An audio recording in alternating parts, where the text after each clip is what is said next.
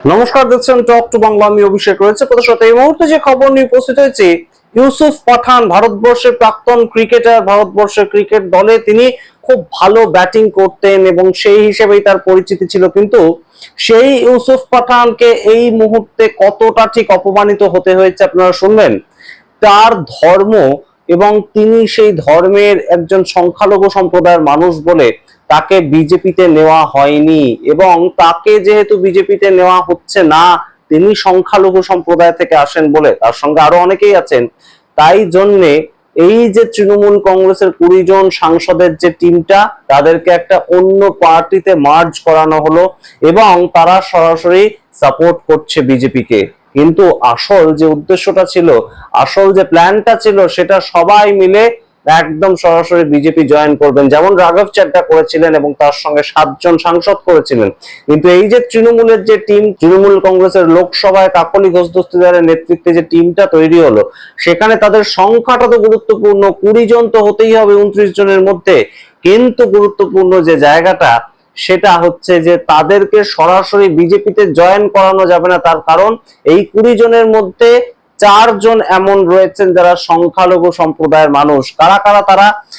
ইউসুফ পাঠান, খলিলুর রহমান, আবু তাহের খান, সাজদা আহমেদ। বহরমপুর থেকে ইউসুফ পাঠান লড়াই করেছিলেন, একদম রাজনীতিতে নবাগত হলেও 2024 সালে 5 বারের সাংসদ অধীর রঞ্জন চৌধুরী তাকে হারিয়েছিলেন বহরমপুর থেকে, এবং সেটা অদ্ভুত ভাবেই আমরা দেখতে পেয়েছিলাম। সেই জয়টা এসেছিল, সেটা নিয়ে হুমায়ুন কবির তিনি বিভিন্ন কথাবার্তা বলেছেন, যে কিভাবে মমতা বন্দ্যোপাধ্যায় তাকে কন্ট্যাক্ট করেছিলেন, কিভাবে তিনি সমস্ত প্ল্যান প্রোগ্রাম করেছিলেন ইত্যাদি ঘটনা।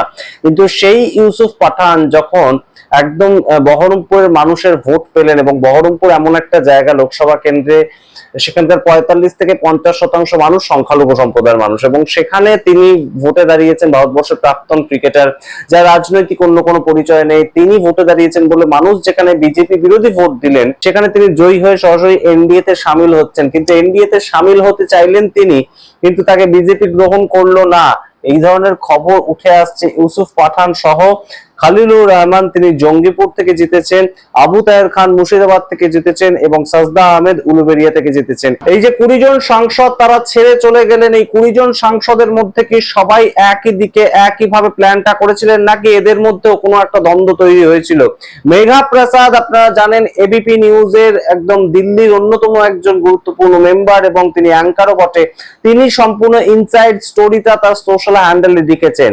সেই সম্পূর্ণটা বিস্তারিত ব্যাখ্যা করে বলবো। তৃণমূল কংগ্রেসের মধ্যেই কিন্তু একটা ফাটল, এবং তৃণমূল কংগ্রেসের যে ফাটল হয়ে একটা অংশ বাদ চলে গেছে, তাদের মধ্যেও একটা ফাটলের ছবি ধরা পড়েছে, এবং সেখান থেকেই তারা এনসিপিআই তে যুক্ত হয়েছে। বিস্তারিত আপনাদের সামনে রাখবো, তার আগে অবশ্যই টক টু বাংলা ইউটিউব চ্যানেলটিকে সাবস্ক্রাইব করুন।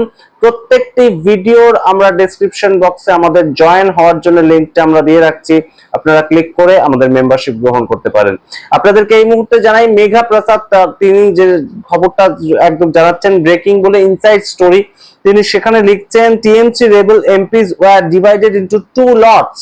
অর্থাৎ যারা রেবেল এমপি তাদের মধ্যেও দুভাগে ভাগ হয়ে গিয়েছিল।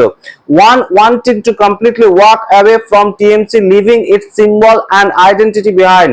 মানে একদল চেয়েছিল সম্পূর্ণ টিএমসি থেকে আমরা সরে যাব, এবং টিএমসির যে সিম্বল, টিএমসির যে লোগো, সেগুলোর কোনোভাবেই আমরা টাচ করব না। এবং তাদের বক্তব্য ছিল, this line of thought was being champion by the younger MPs like Sayani, June and Mitali. অর্থাৎ মিতালি বাগ, সায়নী ঘোষ এবং জুন মালিয়া তারা চেয়েছিলেন যে এই যে তৃণমূল কংগ্রেসের যে সম্পূর্ণ পরিত্যাগ করতে, তৃণমূল কংগ্রেসের সঙ্গে কোনো ধরনের কোনো সংস্রব তাদের থাকবে না। এবং other MPs wanted to opposite that they get to become the original TMC. অর্থাৎ সুদীপ বন্দ্যোপাধ্যায় কিংবা কাকলি ঘোষ দস্তিদারদের মতন এমপিরা চেয়েছেন যে আমরাই আসল এমপি, আমরাই আসল তৃণমূল হিসাবে পরিচিত হব। এবং সেই জায়গা থেকেই পরবর্তীতে দেখুন লেখা আছে, at this moment this MP will be packed with a political party of north east, অর্থাৎ এনসিপিআই Tripura.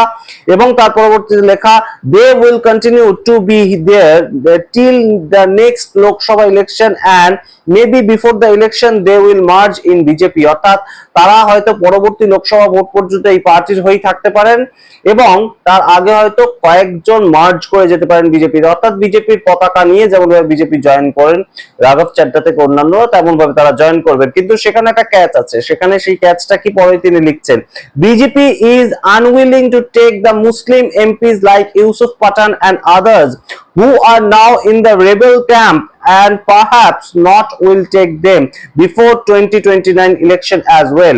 What happens to them before 2029 elections remains to be seen. অর্থাৎ রাইট নাও একদম সরাসরি যে ছবিটা উঠে আসছে, এই আবু তাহের খান কিংবা ইউসুফ পাঠান, তারা ভাবুন আপনারা কত দূর পর্যন্ত অসম্মানিত হয়েছেন। তারা শুধুমাত্র ধর্মের সংখ্যালঘু বলে বিজেপি তাদেরকে নেবে না, এবং বিজেপি যেহেতু তাদেরকে নেবে না, বাদ বাকি 16 জন যদি চলে যায় বিজেপিতে একদম সরাসরি, তাহলে এই বাদ বাকি 4 জন তারা তো সম্পূর্ণ দলত্যাগ বিরোধী আইনের আওতায় পড়ে যাবে। সেই জায়গা থেকে একদম তাদেরকে একটা অন্য পার্টিতে যুক্ত করা হলো, এবং তারা 2029-এ ডেফিনেটলি আর কোনো দলের পক্ষ থেকে টিকিট পাবে না, অ্যাটলিস্ট বিজেপির তরফ থেকে তো পাবেই না।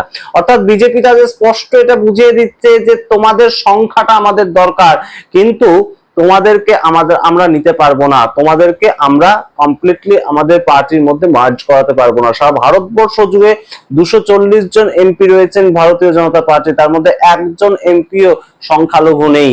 এই যে পলিটিক্সটা ভারতীয় জনতা পার্টি প্রতি মুহূর্তে প্র্যাকটিসটা করে, সেই জায়গাতেই কিন্তু এবারেও আটকালো এই আবু তাহের খান কিংবা ইউসুফ পাঠান কিংবা খালিলুর রহমান এবং সাজিদা আহমেদ, এই 4 জনের জন্য সম্পূর্ণভাবে কিন্তু বিষয়টাতে একদম বিজেপিতে তারা মার্জ করতে পারলেন না। বকলমে তারা বিজেপিকে সাপোর্ট করবেন, তারা জানিয়েছেন এনডিএ কে সাপোর্ট করবেন, কিন্তু বাকি কাউকে নিয়ে সমস্যা নেই। সেটা সায়নী ঘোষকে নিয়ে সমস্যা নেই, সুদীপ ব্যানার্জিকে নিয়েও সমস্যা নেই, দীপক অধিকারীকে নিয়েও সমস্যা নেই, জুন মালিয়াকে নিয়েও সমস্যা নেই। সমস্যা আছে ইউসুফ পাঠানকে নিয়ে। ভাবুন আপনারা, যিনি ভারতবর্ষের জন্য লড়াই করেছেন মাঠে নেমে, যিনি দিনের পর দিন ভারতবর্ষের জার্সি পরে ব্যাটিং করেছেন, ভারতবাসীদেরকে গর্বিত করেছেন, তিনি যখন এমপি, তার ভোটটা দরকার, তার সংখ্যাটা দরকার, কিন্তু তিনি সংখ্যালঘু বলে ভারতীয় জনতা পার্টি তাকে গ্রহণ করবে না, এমন খবর মেঘা প্রসাদ দিচ্ছেন, এবং সেটা ইনসাইড স্টোরি বলে তিনি লিখছেন। আমরা একদম প্রমাণ সহ আপনাদের সামনে রাখলাম যে কেন সরাসরি 20 জন এমপি বিজেপিতে জয়েন করে ফেললেন না, এবং কোন জায়গাটায় আটকালো। মূলত সংখ্যাটা 20 না হলে তাদের বিরুদ্ধে দলত্যাগ বিরোধী আইন লাগু হচ্ছে, এবং সংখ্যাটা 20 করতে গেলে এদের ভোটটা দরকার, এই 4 জনের ভোটটা দরকার, কিন্তু এদেরকে সরাসরি বিজেপি নিতে পারবে না। তাই জন্য অন্য একটা প্রসেস করা হলো, এবং একদম অখ্যাত একটা পার্টি, নামমাত্র একটা পার্টি, সেটার মধ্যে অ্যাড করে সেটা সম্পূর্ণ বিজেপিকে সমর্থন করবে, সেই প্রেক্ষাপটটা তৈরি করা হলো। আপনারা সম্পূর্ণটা বোঝার চেষ্টা করুন আজকের পলিটিক্সটা কোন জায়গায় দাঁড়িয়ে আছে। এর পরবর্তীতে ইউসুফ পাঠান যখন বহরমপুরে যাবেন এবং আবু তাহের খান যখন তার সংসদ ক্ষেত্রে যাবেন, তখন তারা মানুষের কাছে কি বলে উত্তর দেবেন? তখন মানুষ যদি তাদেরকে প্রশ্ন করেন যে আমরা তো বিজেপি বিরোধিতা করতে আপনাকে ভোটটা দিয়েছিলাম, আপনি কিভাবে ছেড়ে চলে গেলেন, তখন কি উত্তর আছে আমরা সত্যিই জানি না। অবশ্যই ভারতবর্ষের সম্পূর্ণ রাজনীতিটা এবং রাজনীতিক যারা, তাদেরকে এই মুহূর্তে যে পন্থায় তারা চলছেন, যে পদ্ধতিতে তারা চলছেন, সেটা একটু বোধহয় ভেবে দেখবার দরকার রয়েছে। কারণ যে কোনো সময় যে কোনো ডিসিশন সেটা নেওয়ার আগে হয়তো সামগ্রিক প্রেক্ষাপটটা আলোচনা, সামগ্রিক প্রেক্ষাপটটা ভাবনা চিন্তা করার দরকার। আপনারা কি মনে করেন? দেখার অপেক্ষা করলাম। দেখতে এখন টক টু বাংলা, অবশ্যই টক টু বাংলা ইউটিউব চ্যানেলকে সাবস্ক্রাইব করে দিন। ধন্যবাদ।